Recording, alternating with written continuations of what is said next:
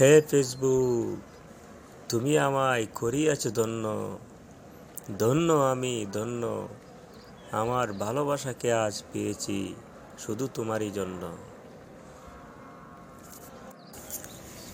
তুমি চোখের আড়াল হো, কাছে কিবা দূরেরও, মনে রেখো আমিও ছিলাম।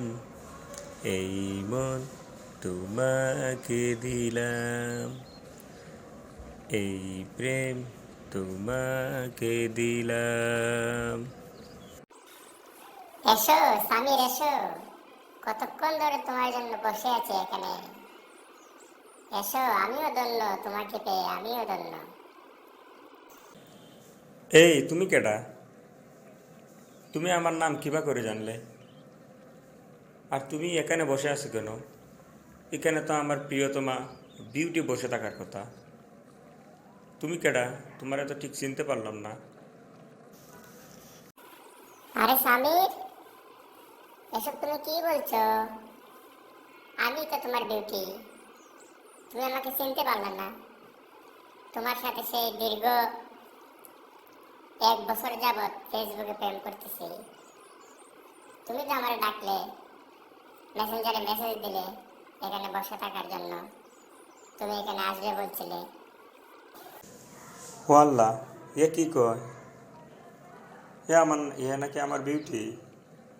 ও বিউটি, তোমার সাথে 1 বছর যাবৎ ফেসবুকে প্রেম করতেছি।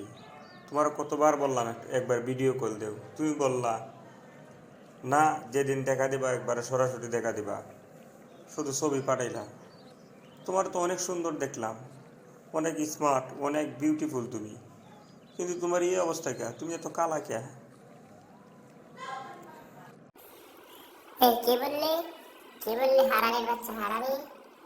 প্রতিদিন রাত্রে তুই আমারে ফোন দেস, দেখস যে জান তোমার একটা ছবি পাঠাও।